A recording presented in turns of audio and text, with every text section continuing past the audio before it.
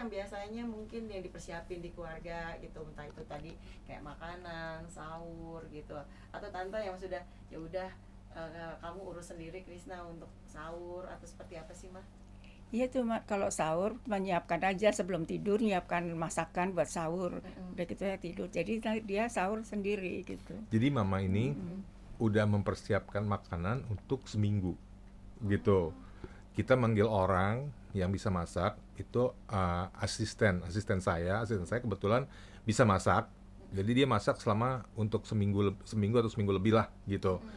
Nah nanti tinggal nyokap nih yang apa yang Mantau ya. yang mantau masakannya apa gitu. Terus untuk sahurnya apa, untuk bukanya apa, kayak gitu. Jadi udah dipersiapkan gitu. Dan duitnya dari duit dia.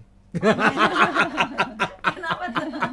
Kayak dari duit Patungan Oh. gitu. Mama dia yang mau gitu. Mama yang bayar ininya ya, bayar masakannya. Kamu bayar itunya, apa namanya? Ongkos apa namanya? Masaknya gitu. Iya gitu. Emang selalu kompak gitu ya mah? Iya. Iya, pokoknya kita selalu bahu membahu lah gitu. Kalau harus patungan gitu. Kalau harus saya yang bayarin, kalau nyokap yang bayarin, gitu-gitu aja gitu. Jadi ya kadang-kadang kan saya juga pendapatan nih hari gini fluktuatif ya gitu. Kadang ada rezeki, kadang rezekinya juga lagi cekak gitu. Ya bilang aja sama nyokap mah nih lagi nggak ada ini nih rezeki lagi apa duit lagi tipis gitu. Ya udah mama yang masak gitu. Saya deh yang bayar ininya ininya kan kalau yang bayarnya kan nggak terlalu besar gitu. Kalau kan buat masaknya itu yang lumayan besar apalagi untuk seminggu gitu. Kenapa untuk seminggu? Supaya orangnya itu nggak bolak-balik gitu loh, nggak tiap hari kesini. Kalau tiap hari kesini kan lumayan fulusnya kan gitu loh. Kalau itu kan udah sekali, misalnya kita kasih 50 perak untuk seminggu, dah gitu aman tuh seminggu. Udah bikin daftar Tuh. hari ini masak ini gitu. Jadi kita tiap hari tinggal ngambil aja hari Senin ini tinggal ambil Senin Jadi gitu. daftar masakannya tuh udah ada gitu. Kita udah kayak begitu bertahun-tahun. Seperti itu ya? Iya. Tapi kalau misalkan buka puasa tuh apa sih favorit dari Kak Krisna di keluarga ini? Kalau saya udah pasti lontong isi oncom plus sambal pecel sama gorengan. Udah itu biasanya udah kenyang tuh makan lontong 2 sama gorengan ya. Makan-makan lagi ntar abis tarawih. Nah, nyokap nih kadang-kadang suka ikut-ikutan gitu. Ikut-ikutan beli tajil gitu Iya, karena berburu aja gitu iya, ya. berburunya sih enggak gitu, nitip soalnya. Apa tante? Ya, senang nggak sih tante ngelihat tradisi kalau bulan Ramadan tuh? Seneng dong setahun sekali kan ada jualan takjil komplit begitu. Kan nggak tiap hari kita bisa makan begitu ya, tinggal Iya. pilih gitu. Bubur, candil, kolak begitu. Iya. Iya. Tuh. Apalagi di sini nih deket rumah saya kan ada pasar PSPT nih namanya kan. Wah, itu setiap jam 4:30 aja. Itu udah bikin macet ya, Maya. nggak bisa Gitu. jalan, Udah nggak bisa jalan. Orang pasti berburu takjil di situ gitu. Nah, ini udah berapa tahun lah saya selalu berburu takjil karena ada beberapa tahun belakangan ini kan juga nggak terlalu sibuk-sibuk juga gitu. Jadi alhamdulillah gitu saya menikmati banget dulu waktu masih zaman stripping gitu nggak dapet momentum Ramadannya seperti itu gitu. Nah ini sekarang setelah pandemik gitu itu nggak lumayan sibuk jadi masih bisa hunting takjil gitu. Kalau sahur sendiri makannya gampang-gampang nggak sih Kak Krisna? Ya itu sahurnya kan udah disiapin dari yang masakan asisten saya itu gitu tinggal anget-angetin aja dan udah disediain sama nyokap di meja gitu. Kalaupun misalnya emang gua kayaknya makannya pengen lebih anget deh, tinggal masukin microwave 1 menit juga udah ya kelar gitu. Udah sesimpel itu. Pokoknya keluarga kita ini keluarga simpel, gak yang ribet-ribet.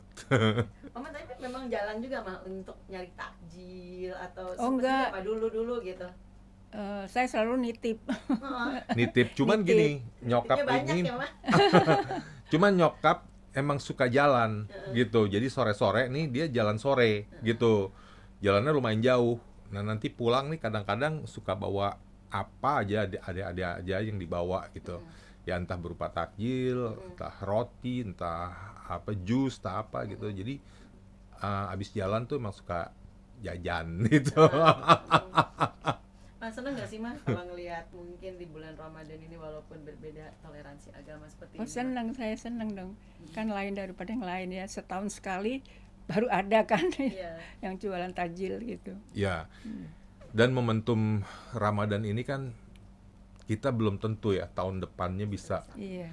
ikut lagi gitu ya, nggak tahu, namanya umur manusia kan hanya Allah yang tahu gitu. Makanya momentum Ramadan ini saya malah bersyukur ketika di Ramadan ini nggak banyak job gitu, Lebih banyak mendekatkan diri karena juga, jadi lebih banyak beribadah gitu, lebih banyak khusyuk, lebih banyak ngerjain hal-hal yang bersifat sunahnya gitu, lebih banyak yang kita kerjain.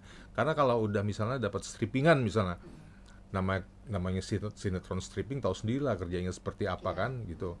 Kadang-kadang di lokasi pikir balik ya. ya lokasi syuting kan nggak kondusif untuk beribadah yang secara total gitu. Nah ini alhamdulillah nih tahun ini saya lagi nggak dapat stripping, jadi lebih khusyuk ibadahnya alhamdulillah. Sampai pertengahan Ramadan ini tarawih nggak pernah tinggal, alhamdulillah. Puasa juga masih berjalan dengan lancar menurut saya ya gitu. Dan yang lain-lainnya lah, yang sunah-sunahnya gitu bisa saya lakuin, yang sebelum-sebelumnya saya nggak bisa lakuin gitu. Esna, mungkin ada doa khusus nggak sih? Mungkin tadi yang dibilang lebih pendekatannya karena di Mm-mm. tahun ini tuh fokus gitu benar-benar ibadah. Apa sih yang Kak Krisna rasain gitu setiap tahun Ramadan itu yang Kak Krisna dapatkan gitu? Mungkin Ya. ada hidayah yang pernah didapatkan gitu. Pertama saya ngerasa alhamdulillah ya, ini bukannya riak, bukan sombong ya. Udah hampir 2 tahun belakangan ini nih gitu, saya itu rutin sholat subuh di masjid gitu. Jadi kayak semacam dapat hidayah gitu ya. Saya ngerasa malu, rumah saya dekat masjid gitu, tapi kok saya jarang ke masjid gitu. Akhirnya saya mulai 2 tahun yang lalu gitu, mulai rajin ibadah ke masjid, terutama sholat subuh. Kalau sholat yang lainnya agak nggak bisa ke masjid di sini gitu, karena kan suka di luaran ya gitu. Tapi sholat subuh saya wajib ke masjid di sini gitu. Itu merupakan salah satu menurut saya ya kemajuan dalam diri saya dalam hal ibadah kepada Allah gitu. Yang tadinya sholat subuh juga jarang bangun gitu, males-malesan, sekarang ini bener-bener yang mempersiapkan diri ke masjidnya tuh bener-bener yang ya pakai baju yang comfort gitu, yang sebelum sebelum sebelum azan udah ada di masjid gitu, doa-doanya dan sebagainya. Itu membuat saya merasa lebih nyaman dalam menjalani kehidupan sehari-hari, walaupun mungkin ya secara perekonomian itu nggak seperti dulu gitu, tapi secara batin lebih lebih nyaman sekarang gitu. Salah satu yang hidayah yang Allah berikan kepada saya itu gitu loh. Sholat juga nggak pernah tinggal lagi sekarang gitu, selalu 5 waktu itu ya insya Allah diusahakan tepat waktu gitu, dan nggak pernah tinggal tuh. Puasa juga, sunah-sunahnya juga, baca doa juga, itu ya membuat saya lebih bukan cuma sekedar agamis gitu, tapi interaksi saya kepada Tuhan, pada Allah Subhanahu wa Ta'ala, itu kayak lebih nyambung sekarang gitu loh. Tenang gitu Ya lebih ya. tenang hidupnya. Ya seperti itulah. Itu adalah merupakan satu anugerah dan hidayah yang tidak ternilai. Saya sendiri bisa dibilang kaget gitu dengan perubahan diri saya. Ternyata gue bisa ya bangun subuh, sholat dari sholat tahajud tuh, dari sholat tahajud langsung ke subuh gitu. Itu hal yang jarang saya lakukan bertahun-tahun yang lalu, tapi dalam 2 tahun belakangan ini saya bisa lakukan itu. Dan ternyata ketika saya tidak melakukannya, ada perasaan tidak enak di situ. Ada perasaan nggak enak karena udah terbiasa akhirnya gitu. Jadi walaupun hujan pun saya bela-belain tuh pakai payung ke masjid gitu. Sholat di rumah, sholat subuh tuh jadi kurang gimana gitu rasanya, kurang afdol gitu. Ya itulah salah satu hidayah yang diberikan kepada Allah pada diri saya gitu. Jadi terus juga belakangan ini tuh gampang tersentuh gitu. Ngelihat misal gini, lihat kucing di pinggir jalan aja gitu yang kelaparan itu bisa terenyuh, bisa pengen nangis gitu. Jadi hati itu juga udah dilembutin gitu sama Allah gitu. Jadi banyak hal lah yang terjadi belakangan ini, terutama sejak masa pandemik ya gitu. Alhamdulillah diberi hidayah sama Allah, ibadah tuh lebih khusyuk gitu, lebih lancar gitu. Apa sampai akhirnya 2 tahun setelah pandemik yang akhirnya kesentuh? Mungkin ada momen yang mungkin kesentil, ketonjok banget di dirinya Kak Krisna akhirnya di 2025 Iya. ini. Jadi waktu 2 tahun lalu itu saya pergi ke rumah siapa namanya yang itu apa namanya? Siapa? Dodi Kangen Band. Dodi Kangen Band itu kan pemusik ya, gitu loh. Tahu sendirilah dia itu sibuk banget gitu. Saya ke sana, terus dia pamit, bentar-bentar pamit. Gue ke masjid dulu ya. Sholat maghrib ke masjid, sholat isya ke masjid. Jadi, buset, nih orang udah udah setinggi ini posisinya, tetap nggak lupa loh pergi ke masjid gitu untuk sekedar sholat. Kan bisa aja dia sholat di situ gitu, di studio misalnya. Nah disitulah gue tersentuh. Jadi makanya hidayah itu kadang-kadang datangnya bisa dari mana aja gitu. Dan gue ditunjukin gitu sama Allah gitu loh. Artinya melalui seorang Dodi Kangen Band gitu, mungkin Dodinya juga nggak tahu nih kalau apa yang dilakukan itu menyentuh hati gue gitu. Dan lu rumah lu deket dengan masjid cuman berapa langkah gitu. Jadi kayak ada bisikan semacam itu, lu nggak malu nggak pernah ke masjid, cuman Jumatan doang gitu. Nah akhirnya mulai dari situ saya paksakan diri saya untuk ke masjid dari sholat subuh. Akhirnya lama-lama kebiasaan gitu. Jadi secara tidak langsung Dodi Kangen Band ini sudah membuka mata hati saya ya. Allah membuka mata hati saya lewat Dodi Kangen Band untuk sholat itu di masjid gitu. Udah disediain loh sama Allah bertahun-tahun masjid di sebelah rumah, masa jarang didatengin gitu loh, ya kan? Tuh. Jadi semacam itulah hidayah yang saya dapatkan untuk sholat di masjid. Dulu boro-boro cuma Jumatan doang gitu.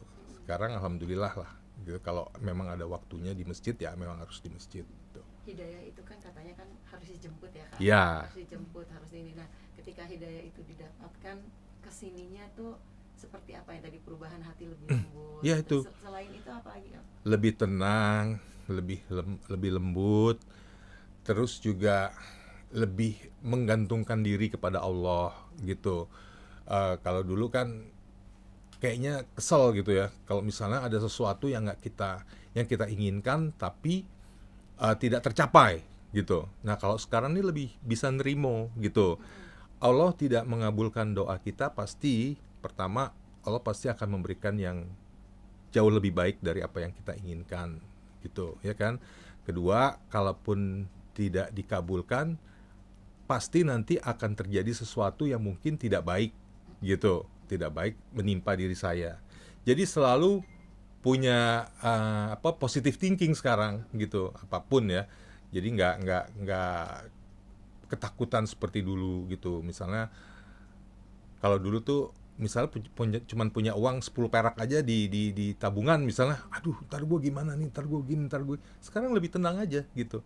Dan tiba-tiba emang bener ada aja rezeki dadakan gitu. Saya loh berapa tahun ini jarang dapat sinetron gitu ya, tapi alhamdulillah tetap sehat, tetap bisa ya hidup dengan layak gitu. Terus dapat hal-hal yang menurut saya itu mukjizat gitu ya. Bisa pergi ke luar negeri gratis gitu, nggak keluar uang sama sekali gitu. Nggak minta saya sama Allah itu pergi ke luar negeri, menurut saya udah dapat semuanya gitu loh. Udah ke negara manapun yang saya inginkan itu udah dapat semuanya gitu. Udah ketika saya lagi nggak ada kerjaan, saya nggak berangan-angan pengen liburan ke luar negeri, nggak, udah gitu. Malah dikasih bonus sama Allah gitu, dikasih pergi ke luar negeri yang benar-benar cuman bawa badan doang gitu. Makanya kalau orang lihat tuh di Instagram saya gitu, sosmed saya, Krisna kaya banget nih, gaya apa namanya, Jalan-jalan jalan-jalan ke luar negeri mulu, padahal gratisan gitu, endorsan gitu. Jadi ya alhamdulillah gitu, Allah menutupi kekurangan saya karena dan memberikan apa ya, bonus-bonus yang saya juga nggak sangka gitu. Ya alhamdulillah seperti itulah. tepatnya kapan sih Krisna mendapatkan hidayah dalam artian tergerak hati untuk lebih fokus ke Allah itu di 2024 ya? Pandemik tuh udah mulai-mulai gitu. Pandemik mulai-mulai karena gini, waktu pandemik itu saya yakin waktu sebelum pandemik ya, saya kan ikut, ntar ya, azan dulu. Jadi Ya. awal mendapatkan hidayah itu sampai akhirnya di titik di 2025 ini, Mas Krisna tuh lebih tenang tuh seperti apa sih awalnya sampai Ya, jadi sebelum pandemik itu kehidupan gue tuh jujur bergelimang dengan harta. Uang tuh kayaknya gampang dapetnya gitu kan. Apalagi saat itu gue masih menjabat sebagai anggota dewan gitu. Gue yang gak punya pendidikan politik, yang tidak punya pengalaman politik, tiba-tiba dijadikan sama Allah sebagai seorang anggota dewan yang kedudukannya tuh DPR RI loh gitu. Jujur ya gue sempat lupa diri lah. Mungkin ada satu kesombongan diri gitu ya, yang dalam diri, yang apa namanya, yang melekat pada diri gue gitu, yang gue tuh nggak menyadari gitu loh. Banyak hal-hal yang apa ya, yang gue lakukan itu yang mungkin bersifat satu kesombongan diri gitu loh. Nggak usah gue jabanin lah ya, itu artinya seperti itu. Sampai pada akhirnya ketika gue mau lanjutin untuk periode kedua itu, gue masih tetap sombong tuh. Kalaupun gue nggak jadi anggota dewan pun gue masih bisa main sinetron gitu, nggak apa-apa gue nggak jadi, masih sombong gitu kan. Gue tinggal balik aja main sinetron gitu, insya Allah gue masih punya uang kok gitu. Waktu itu gue yang nggak jadi, yang periode kedua tuh gue nggak jadi gitu. Nah ternyata nggak disangka, nggak diduga, pandemik kan, gitu loh. Pandemik 2 tahun lebih, kerjaan di dunia entertainment itu bener-bener nggak diperbolehkan, ya kan? Karena pekerjaan di dunia entertainment kan on air maupun off air kan berhubungan dengan orang banyak gitu. Sementara tabungan gue tuh bener-bener habis bis gitu. Dari situlah gue ya mendapatkan semacam bisikan-bisikan gitu, bisikan hati ya dari Allah gitu. Apa yang udah gue lakukan selama ini mungkin selama jadi anggota dewan kurang amanah gitu. Jadi gue menyadari itu. Akhirnya sejak pandemik itu gue mulai pelan-pelan merubah diri gue gitu. Yang tadinya gue nggak boleh sombong gitu kalau lagi di atas. Karena kan selama ini gue jadi artis udah bertahun-tahun ya biasa aja. Tapi jadi pejabat baru sekali itu gitu loh. Dan itu emang bisa membutakan orang loh gitu. Ya kita tuh disambut di mana-mana gitu kan. Walaupun sebetulnya sambutannya itu adalah sambutan kosong menurut gue. Karena mereka nyambut kita ya jujur aja karena ada maunya, karena kita pejabat. Mungkin biar kita nanti ya nyumbang ini, nyumbang itu, ngasih ini, ngasih itu gitu loh. Jadi nggak yang benar-benar tulus gitu. Tapi kita kayak berada di awang-awang gitu. Di mana-mana tuh disambut dengan wah lah gitu. Nah itu yang bikin mungkin gue nggak siap untuk jadi pejabat gitu pada saat itu. Jadi mungkin ada satu kesombongan diri yang menyebabkan gue jadi jatuh gitu. Dan waktu pandemik tuh bener-bener nggak ada tabungan sama sekali, bahkan aset-aset pun juga udah terjual, mobil 3 lenyap. Ya ada simpanan ini sebenarnya lenyap gitu. Tapi Allah tuh memang maha baik gitu. Walaupun gue banyak melakukan kesalahan, gue banyak melakukan tindakan-tindakan yang mungkin di mata Allah tidak baik gitu, tapi Allah tetap memberikan rezekinya, memberikan jalan keluarnya terhadap segala kesulitan gue gitu. Buktinya sampai sekarang alhamdulillah gitu. gue masih bisa hidup dengan sangat layak gitu ya. Dan itu kan merupakan suatu anugerah dan rezeki yang berlimpah gitu. Jadi gue percaya gitu ketika kita ingin merubah menjadi lebih baik ya, bukan hijrah ya, artinya belum sampai hijrah nih gitu, menjadi lebih baik aja dulu gitu, dan kita benar-benar menunjukkan itu gitu, Allah pasti akan memberikan jalan keluarnya gitu. Gue sekarang ngerasa bahwa apa yang gue dapatkan dan apa yang gue keluarkan itu lebih berkah gitu dibandingin dulu. Mungkin dulu itu banyak orang yang bilang gue itu dulu dikasih istiroj sama Allah gitu loh gitu. Jadi istiroj itu kan dikasih kesenangan-kesenangannya kan, sampai pada akhirnya ketika kita mabuk dan lupa diri, Allah benar-benar bang gitu memberi menjatuhkan kita, menghukum kita. Itu gue alamin gitu. Itu gue alamin, dan akhirnya gue selama pandemik itu merefleksi diri, gue ya memperbaiki diri, memperbaiki akidah gue, memperbaiki keimanan dan ketakwaan gue, memperbaiki hablum minanas gue juga gitu terhadap orang gitu. Ya udah akhirnya pelan-pelan gitu, walaupun Allah tetap nolong gitu, walaupun nggak sedahsyat dulu gitu ya, gue tetap bersyukur. Yang intinya adalah bersyukur gitu. Ternyata intinya adalah bersyukur.